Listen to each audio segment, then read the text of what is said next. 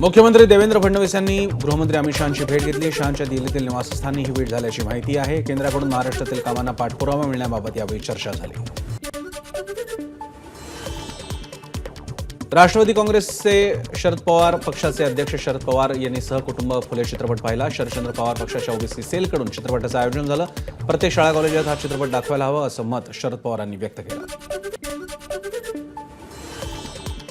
राजकोट किल्ल्यावर नव्यानं उभारण्यात आलेल्या छत्रपती शिवरायांच्या पुतळ्याजवळ आकर्षक विद्युत रोषणाई करण्यात आली। 11 मे रोजी मुख्यमंत्र्यांच्या हस्ते या नव्या पुतळ्याचं अनावरण होणार आहे। त्र्यंबकेश्वर देवस्थानाचं विश्वस्त मंडळ अडचणीत येण्याची शक्यता आहे। मंदिराच्या आवारात प्रसादाच्या लाडूंची विक्री होत असल्याप्रकरणी विश्वस्तांवर गुन्हा दाखल करा अशी पुरातत्व खात्यानं मागणी केली आहे। बीडच्या आष्टी तालुक्यात अवकाळीचा कहर पाहायला मिळाला। गारपीटही झाल्यानं कांदा आंब्यासह इतर फळबागांचं मोठं नुकसान झालं। नांदेड शहरात सायंकाळच्या सुमारास वादळी वारं सुटलं होतं आणि या वाऱ्यामुळे सगळीकडे धुळीचं साम्राज्य पसरलं। वादळी वाऱ्यामुळे वाहन चालकांना अडचणींचा सामना करावा लागला।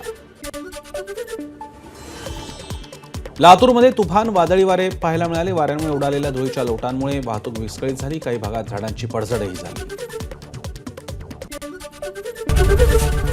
एबीपी माझा, उघडा डोळे बघा नीट।